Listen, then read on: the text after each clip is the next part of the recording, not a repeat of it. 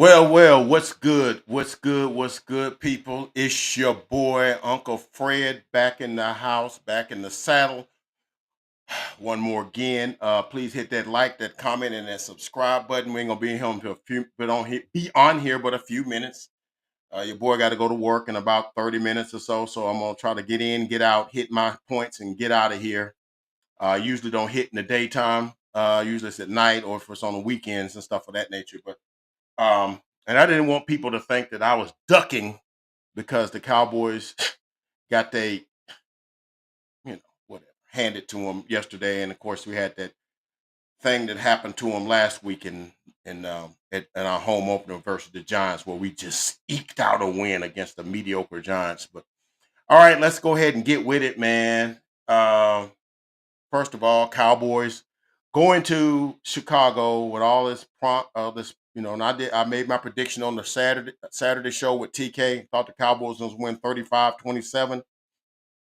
And I got the Bears part right. They actually scored 31, but we didn't score but 14. There's reasons for that. But let's get into it, man. Let me go ahead and get to my points that I'm gonna make here, man. First of all, I'm very much disappointed in what took place yesterday, and I know some people listened to Mr. Rome Cowboy fan talk last night, and he's done with the Cowboys. Like, I don't hear nothing about Cowboys doing this. Is I was wrong about all the people we pulled in, the acquisitions we made, and how good I think they're gonna be.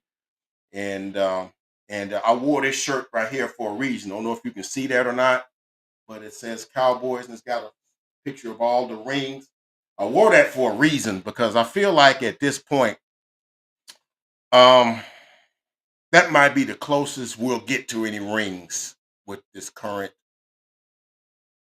edition of the Cowboys front office, players, and all that sort of stuff. But we'll get into that at the end of the video. So first of all, let's get into the game. And I felt like we had our chances in this game, and I thought a couple of key points that happened that kind of, and I think it started the avalanche from happening. And I know sometimes things can happen in the game. You just overcome them.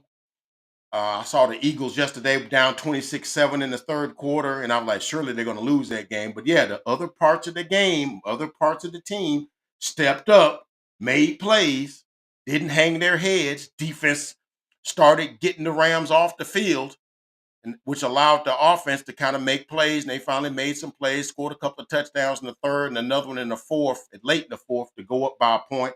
And then the special teams, because they blocked two freaking field goals. Who does that in a game? Who blocks two field goals? Because when you block the first one, the team's like, yeah, okay, I see where they came. We ain't gonna let that happen again. And they blocked the second one, but they get the win. They overcame adversity, right? We don't seem to be built that way from the top down because I don't know, but anyway, we first of all we kick off to the Bears. We get the opening toss and we defer, so we get the ball in the second half. We kick off to the Bears. We get they run the ball on first down. Ready. God, I cannot think of his last name. Number 27, the guy we got from the free agents that we picked up right before the season. Ready Sanders? No, it's Ready Smith. I can't remember his last name, but he made a play, stuffed DeAndre Swift in the backfield. They made a play to the side, a pass that got knocked down, and then they tried a screen pass that got stopped for like 1 yard, and it was third down. We get the ball 3 and out, get the ball back. We get the ball first and 10 like our own 25, 27-yard line, run a play there to Javante Williams. Gets about 8, 9 yards. Second down in like 2 or 3. Dak does a little pitch out to Javante. He weaves through traffic, scoots down the sideline, about a 27-yard gain, and then gets the ball took from him by Tyreek Stevenson of all people. Gets the ball to it. I mean, it wasn't like he got hit and the ball was jarred loose. No, he was running down and the guy just reached it. Here, let me get that from you. And just took the ball from him, got his feet down in bounds, and there was a turnover. And I'm like, shh. And And then that might not seem like nothing because it's like they got the ball on the 20, but it's like I feel like our defense needed that to culminate in something that they got a three and out, and then the offense gets the ball and goes down and punches it in the end zone because I think that's where we were headed because they couldn't stop Javonte Williams. Dang. And they took the ball away, and they go down like 4 or 5 plays, touchdown, it's 7-0. So, which leads me to a couple of the plays. That play, that fumble by Javonte, was a big play because I felt like that was like the fumble that Hunter Lipke did in the Miami game 2 years ago when we was down in Miami. We took the opening kickoff and went down, right down the field, and boom, right down there on the 1 yard line. If he just goes into the end zone, we win that. And then when he fumbles that, you kind of knew, it's like, man, we're gonna wish we had that back. And when he fumbled there, I was like, man, watch them go down and get a touchdown, and that's exactly what they did. But oh, not the front. We get the ball. But here's the second of our big plays. I thought turned the table. Right. Um, we get the ball and we drive, and it's about we get the ball after it's 7-0. We get the ball as our second offensive possession, right? And Javonte Williams, and we make a couple of throws to Jake Ferguson, who had a great game, but it was like empty calories and stuff. And then we get a Javonte Williams like 7 or 8 yard run to make it a first down. So it's first down. It's about 8:40 to go in the first quarter. CD Lamb is lined up in the backfield. And so I'm like, um, okay. And they hand the ball to him. He goes through the middle and cuts out to the right, and he gets tackled. I'm not sure who the linebacker was, but he lands on his ankle, and he pulls up, and it's like, oh, CD Lamb is hurt. So, and then he, takes himself out the game, and then we finished that drive and everything. And so, but our minds and stuff, our hearts, and all of our attention is on CD. Because you see CD Lamb walking up and down the sideline. He's got this little limp and everything. But we end up making some plays. Basically the game plan, because it's Dennis Allen. We've had Dennis Allen before when he coached the Saints, when he was the defensive coordinator of the Saints. He plays us like, okay, we're going to play a deep shell. We're going to force everything underneath. So that's what we were doing. That's why we were running the ball, because teams had been, before we had Javonte Williams and before we had um, Clayton Adams and Connor Riley, in the offensive scheme that we got now, we really couldn't run the ball effectively, right? Teams were willing to give us those 2 yard, 3 yard gains. They're like, we ain't gonna let CD Lamb beat us. So we're gonna be back here in this shell. But with Javonte Williams, he's getting 6 and 7 yards every time he throws, every time he runs it. He was 10 for 76. So he's 7.6 yards every time he runs the football, right? So why would you put CD Lamb in there? So we put him in there and he gets hurt. So anyway, we matriculate down the field and we get a fourth down and 2 at the Bears like 35-yard line. Now we know we're already in Butter Aubrey's field goal range, and I heard Skywalker and 2i talking about it this morning. He's like, yeah, I thought that was like a punk move, or it's like a weak move. Like when we even like went to the line of scrimmage with no intentions of going for it on fourth down, we would say, let's see if we can get them off sides, and we end up calling a timeout and come back and bring Aubrey on, and he kicks the field goal. And I thought, like, dude, Javonte Williams is running it down their throat. Let's run the football, line it up, and bring in an extra offensive lineman or whatever if you got to do, and just smash it down the middle. And I think we getting that first down, and we setting the tone that, hey, you scored first, we're gonna get a touchdown right back. It's right back at you. But I thought settling for the field goal was like a clutching up your pearls type of thing. It was a weak move to me. So we kicked the field goal, and then we kicked the ball off to the Bears.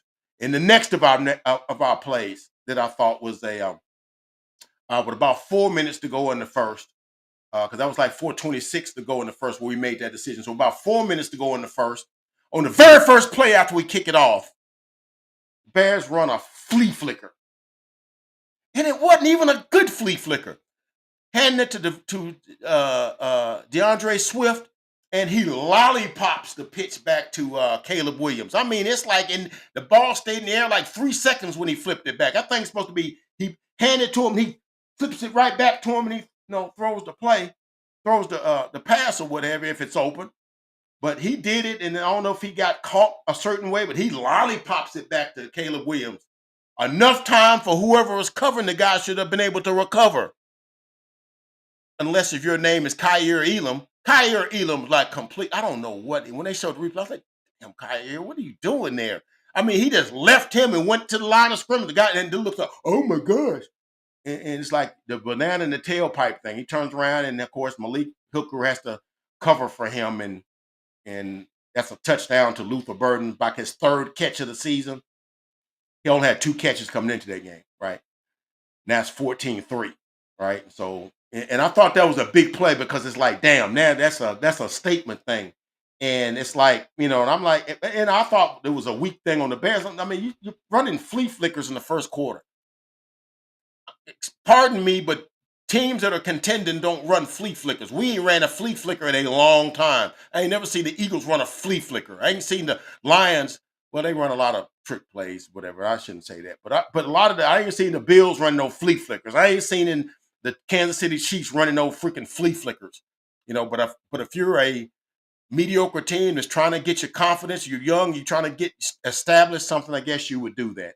But we weren't, but the fact we weren't ready for that is very telling. We were out of position, and that's the story of the day all game. We were never in position to make a play when a play was to be made. When a play was to be made, the door, somebody was at the door, nobody answered. Okay. Um, so yeah, it was a terrible pitch that nobody was in position to make the play. Okay. And that made it 14-3. And of course, we come back and we have a drive and it stalls out in the red zone. We kick another field goal and it's 14-6. We get a stop and we get the ball back. And on this particular play drive, we get a couple of plays. George Pickens makes a couple of nice catches on the drive.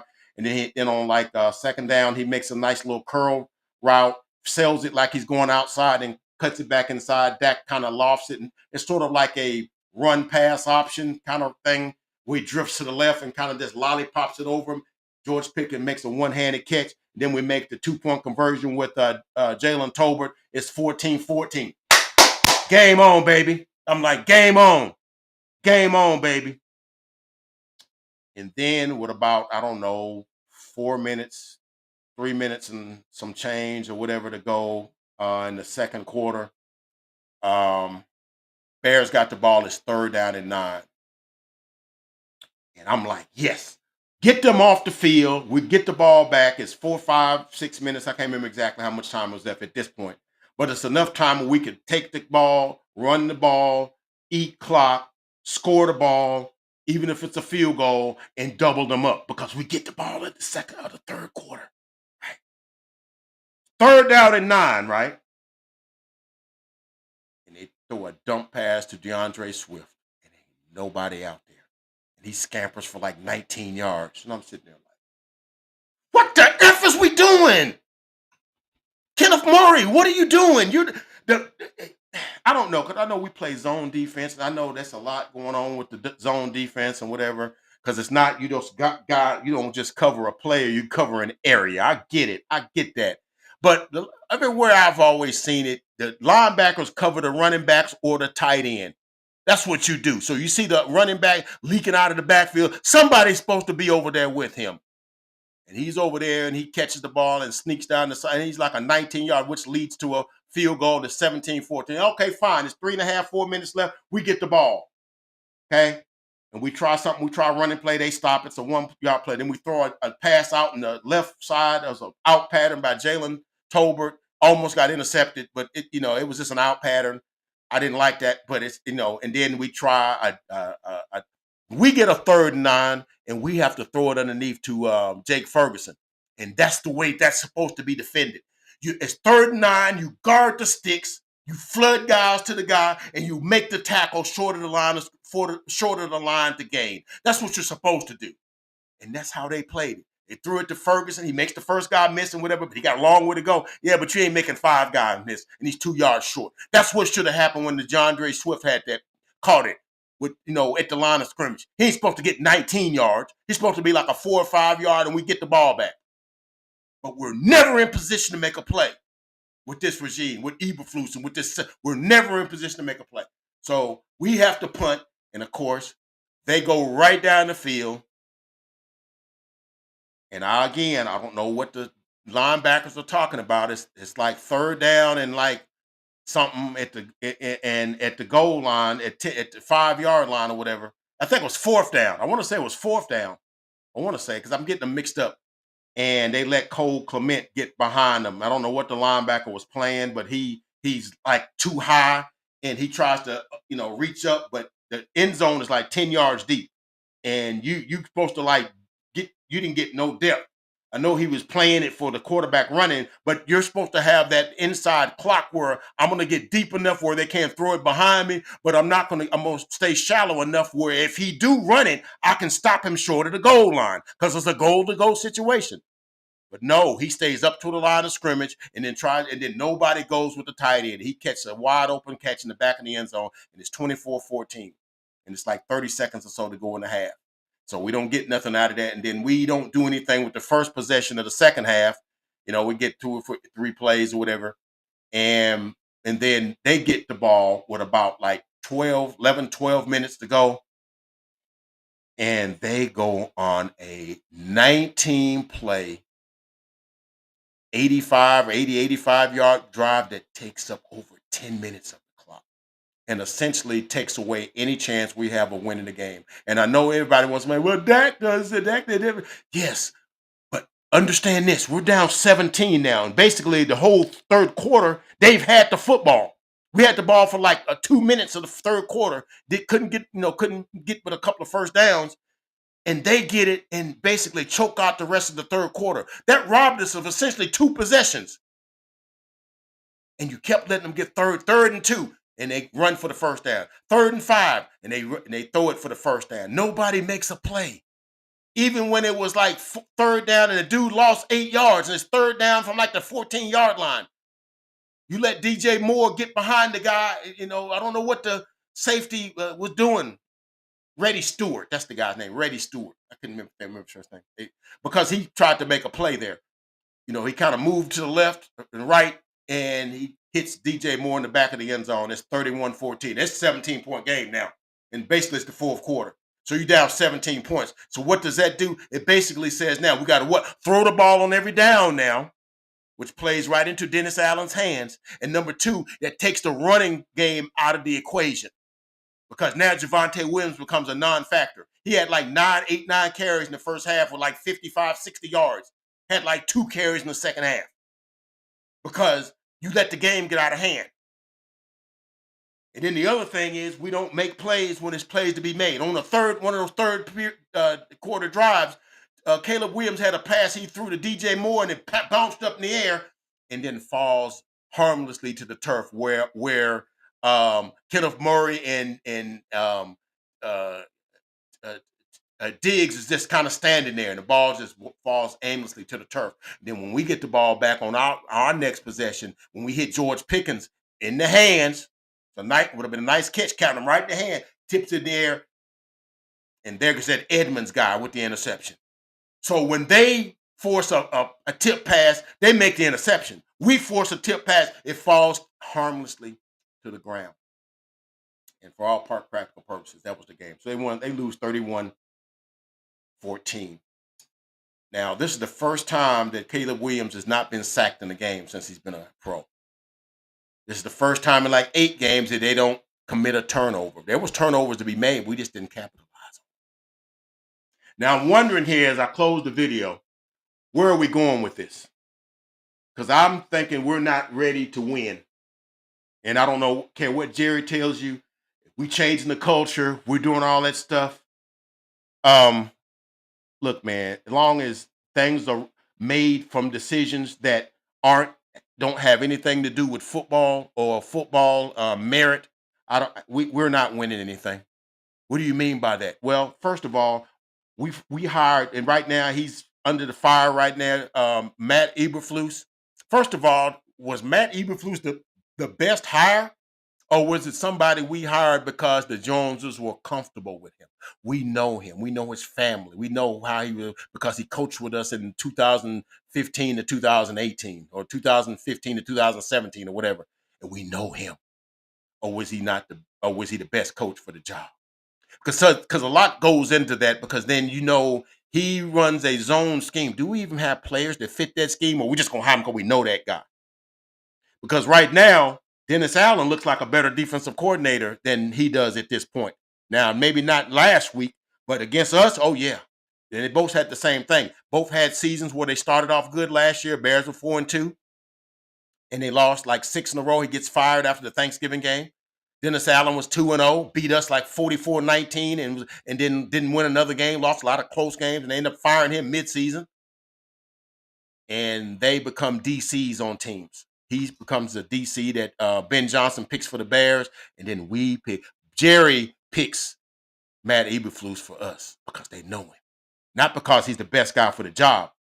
Because we're playing zone, and I know a lot of defensive guys coach zone, but we've never played zone in a long time. Not strict zone. I mean, like we might have some zone concepts. What I know about football, but we don't play like strict zone. It's like everything's zone. Everything is like, you guard in the area. You don't guard the man, you guard the area. I'm gonna guard this guy until he crosses this threshold, and I'm gonna turn him over to somebody else. He picks him up there and guard him to another threshold. And then that's, I got this part of the field, you got that part of the field. And it's communication.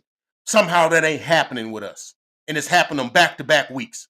Now I saw what happened last week, and I watched with a keen eye to see what was gonna happen when the Giants played the Kansas City Chiefs. The Kansas City Chiefs ain't played no juggernaut defense either.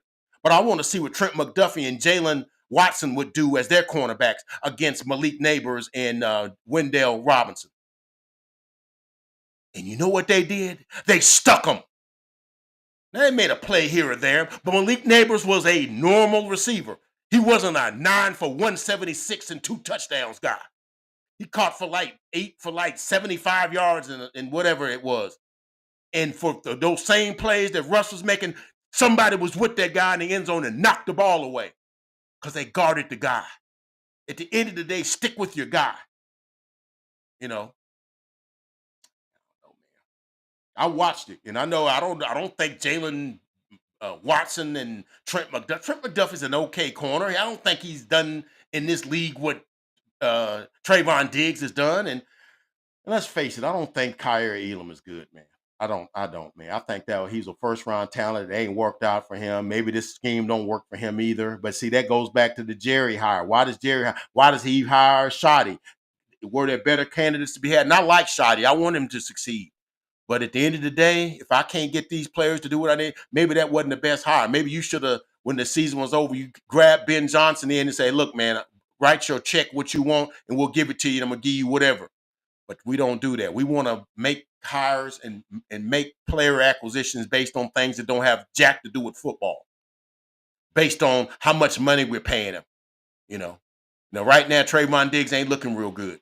You know, but Reddy Stewart is making plays, and I know that gets Jerry off right now. Pause. To see a guy that's making $400,000 a year making plays, yeah, they like it. They love for everybody other than 3 or 4 players to make $300,000 or $400,000. They want to keep everything on the cheap. So the ball's in your court now, Jerry, because you got a team right now. And Jadeveon Clowney has yet to play. Now, CeeDee Lamb is yet to be seen whether he plays next week or not. The chances are he probably won't. And I got a problem with him running that play on the back end there because why are you using him for that? He's too important to our offense. He makes $35 million a year. You got running backs. Run them.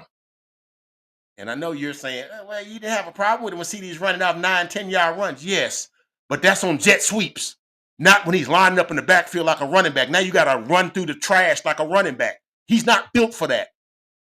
CeeDee Lamb's a mailbox. He's built like a mailbox, right? He's not built like Debo Samuels. That was not smart, man.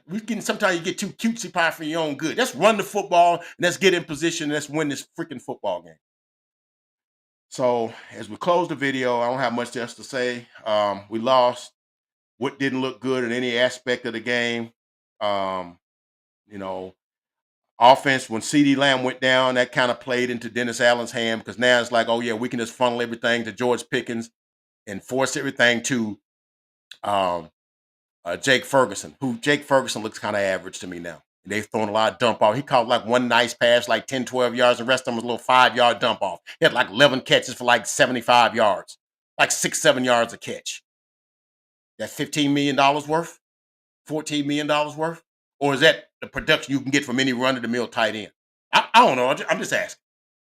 You know, we're still waiting on to see what happens with Deron Bland. You know, we paid him. We didn't want to pay Micah, and newsflash, we didn't get a single sack yesterday. Pressure is not there. Now, when Jadeveon Clowney comes, maybe that changes things. Maybe it don't. But I know something got to change, or this team's just gonna be an also ran. And I don't know, man. That's fine. You're making decisions based on what I feel. Oh, I'm mad at such and such, and I ain't gonna make the move. Most times in business, if you make moves like that don't not based on merit, you lose on that. But in cowboy land, that don't work. But it doesn't work as well, because even though Jerry will do stuff or make moves and let his money get mad, see Amari Cooper, see Michael Parsons, you know, it don't work because people are still coming and selling out the stadiums. They're still spending $1,000 for outings. They're still spending $200 for the jerseys. Okay, at some point you got to say enough's enough. You're not doing things in my interest. I'm gonna pause, because I don't buy the stuff. All right, but I watch the games on TV. That don't cost me nothing, and I still fan them, because I'm always gonna be a Cowboy fan. But just like Denzel Washington said, Jerry, you making it real hard right now. Ain't been to the show, wouldn't know, because right now we look like the Washington Generals. We lost, but damn, wasn't that a show? Well, that's all I got from the desk of Uncle Fred. Please like, comment, and subscribe to the Uncle Fred Sports Experience. I guarantee you will not be disappointed. That's all I got, man. God bless. Catch you guys on the next video.